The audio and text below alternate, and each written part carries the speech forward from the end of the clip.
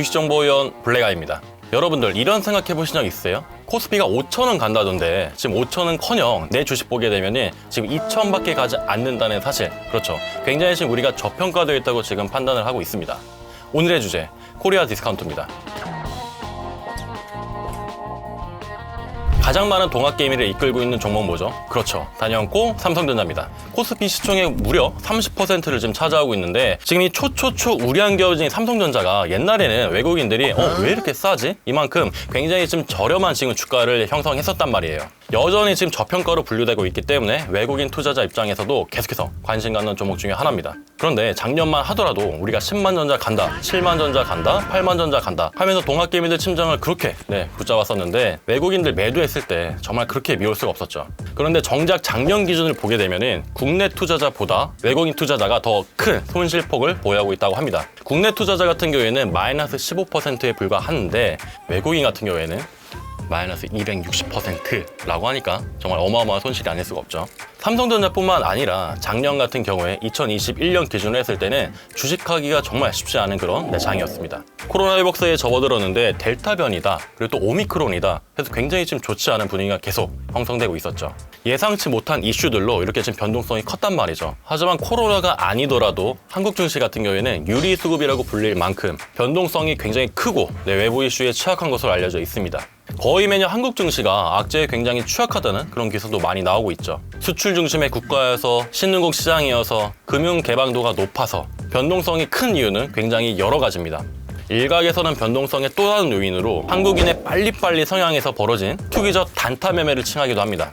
최근에 특히나 남한 벼락거지가 된 것 같은 그런 불안감까지 더해지면서 단타 성향이 훨씬 더 짙어졌죠. 기업 펀더멘털에 기반한 투자가 아니다 보니까 기업 가치보다 낮은 가격 형성이 되면서 코리아 디스카운트의 한 원인이 될 수가 있는 거죠. 변동성이 큰 시장은 믿을 수가 없으니까 투자자는 단타를 계속 생각하게 되고 단타라는 사람이 많게 되면 변동성은 당연히 커질 수밖에 없는, 서로가 서로한테 영향을 미치면서 디스카운트가 되는 그런 상황이 만들어지게 됩니다.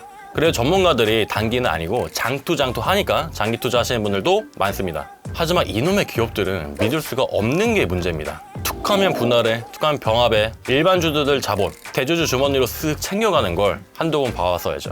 여기서 코리아 디스카운트로 이제 등장하는 단어가 거버넌스입니다.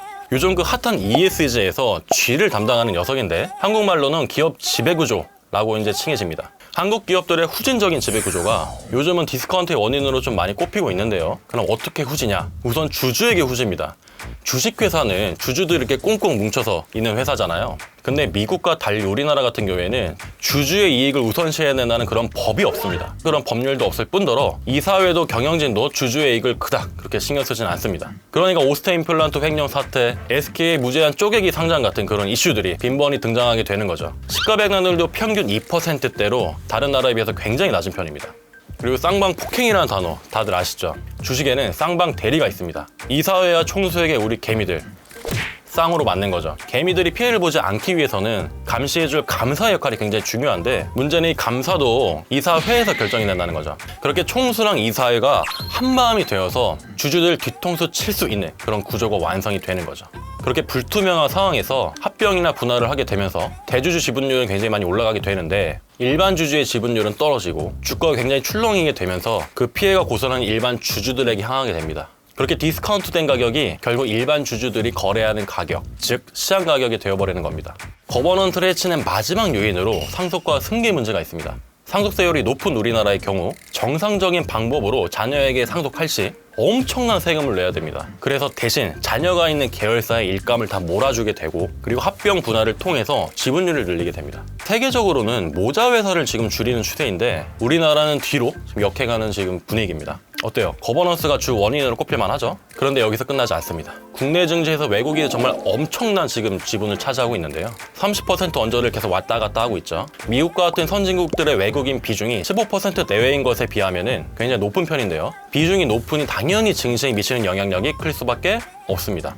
즉 우리나라 증시가 외국인들에 의해서 흔들린다는 말이죠. 그래서 외국인 매도가 많으면 너무하다, 한탄이 나오지만 한편으로는 언제 돌아올까 기다리게 되는 겁니다.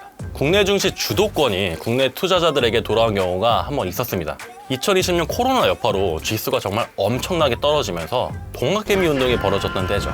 국내 투자자들이 외국인의 엄청난 매도 물량을 받아냈지만 그 이후 또다시 외국인한테 주도권이 가고 있는 모양새입니다. 그런데 외국인이 많이 사는 것의 이면에는 국내 투자자들이 우리나라 주식을 많이 사지 않는 그 이유도 있었죠. 여기에는 앞서 말한 국내 증시에 이런 요인들이 물리고 물려서 코리아 디스카운트를 만들게 되는 겁니다. 코리아 디스카운트 복잡합니다. 요약하자면 공정한 주식시장 법적으로 보장하고 주주로서 정당한 권리 누리고 기업 내용 안 보고 무조건 단타치고 빠지는 쫓기는 매매 멈춘다면 언젠가 코리아 프리미엄 충분히 기대할 수 있지 않을까요? 2부에서는 최현범 어드바이저와 함께 찐으로 저평가된 종목에 대해서 알아보도록 하겠습니다. 그 전에 좋아요, 구독, 댓글 부탁드립니다. 네, 안녕하세요. 최현범 어드바이저입니다. 코리아 디스카운트 중에서도 찐 저평가주도 추천이 있으니까 놓치지 마세요. 지금 가장 최근에 또 뜨겁게 이슈가 있었던 화장품 관련주 오늘 들고 왔고요. 그 이유가 우리가 중국부터 한번 볼까요? 사드, 그때 이제 한알령이 내려지게 되고 거기서부터 화장품 그리고 호텔 신라 마찬가지로 우리가 이제 중국 유커들이라고 하죠. 중국인 관광객들이 이제 우리나라에 굉장히 많이 왔었는데 그게 이제 사드 사태가 이뤄지게 되었고 그리고 또 마침 또 코로나가 또 발발하게 되면서 굉장히 지금 저평가되어 있는 화장품 종목들이 많단 말이에요. 그렇기 때문에 오늘 화장품 관련주 중에서도 그 중에서도 대장주 그리고 정말 찐 저평가주 클래시스 알아보도록 하겠습니다. 이 클래시스 같은 경우에는 피부 미용 의료기기 쪽인데 병원 시술용 그리고 에스테틱용 미용 의료기기 개발하는 업체고요. 해서 제조 판매를 또 주요 사업으로 영위하게 됩니다. 또 화장품 사업도 영위하고 있고 그리고 이 클래시스에 집중해야 되는 굉장히 가장 중요한 이유가 있는데 뭐냐면은 제가 방금 찐 저평가주들을 말씀드린다고 했잖아요. 이 찐 저평가주는 당연히 실적하고도 연관이 되게 됩니다. 실적이 정말 그 장사를 잘한다라는 표현을 써도 될 것 같은 게 너무너무 영업이익률이 좋아요. 보통 영업이익률 같은 경우에는 두 자릿수만 넘게 되더라도 이 기업 같은 경우에는 매출액 대비해서 굉장히 지금 영업이익이 높구나 라는 그런 어떤 기준이 잡히는데 이게 매번 매일을 넘어서 매 분기를 넘어서 매번 순증하는 기업 중에 하나거든요. 지금 주가가 2만 원 미만까지 계속해서 왔다 갔다 하는 종목인데 이런 종목이 지금 2만 원 밑에 있다는 거는 정말 저평가되어 있다고 생각이 되거든요. 디스카운트 오브 디스카운트이지 않을까라는 생각을 하게 됩니다. 최근에 이제 화장품 쪽의 트렌드가 너무 좋았죠. 이미 정부 자체가 팬데믹을 넘어서 엔데믹 시대로 가고 있단 말이에요. 거기에 정말 적합한 그런 종목이지 않을까 싶습니다. 지금 일단 단기적인 추세는 시작이 됩니다. 지금 단기 바닥이 13,800원이 정말 최저점, 전저점이라고 하죠. 전에 있는 가장 저점인데 여기를 지금 디뎠어요.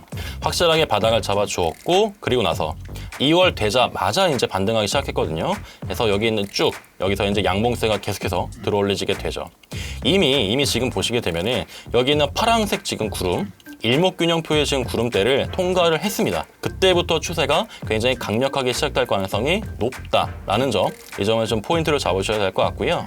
그래서 오늘도 굉장히 좋은 흐름, 계속해서 잡아주는 흐름이 단기적으로 좀 보여주고 있습니다. 정배열 형태가 되기 위해서는 일단 장기 이동평균선부터 이 캔들이 돌파를 해야 됩니다. 그런데 이제 돌파의 거의 직전에 와 있죠. 27,200원이 여기는 전고점이에요. 이게 작년 이제 8월달 여름 부분인데 이때 이후로 계속해서 지금 내려왔거든요. 이제는 가자 이거죠. 충분히 그런 가능한 자리가 지금 만들어지고 있습니다. 그럼 이 기업의 그 목표 주가가 어떻게 되냐? 지금 이제 시작된 추세잖아요. 일단 좀 단기적인 관점으로 보자고요. 8월달 전고점이 27,200원인데 그 전에 바로 위에 있던 그 전고점을 일단 볼게요. 그래서 여기 부분, 작년 10월 부분인데 여기가 24,000원 부분입니다. 지금의 실적과 그리고 또 지금에 대한 재료 그리고 지금의 지금 수급을 봤을 때는 충분하게 지금 24,000원은 돌파될 가능성이 높다라고 말씀을 드리고요.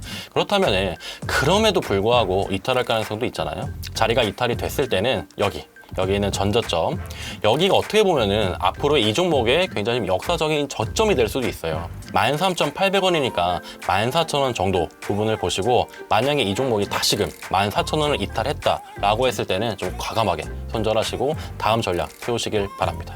오늘 내용 잘 보셨나요? 앞으로도 정말 좋은 내용들, 정말 질적인 내용들 많이 가져올 테니까요. 많은 시청 앞으로도 부탁드립니다. 구독과 좋아요까지 잊지 마시고 저는 다음 시간에 더 좋은 내용으로 찾아뵙도록 하겠습니다. 감사합니다.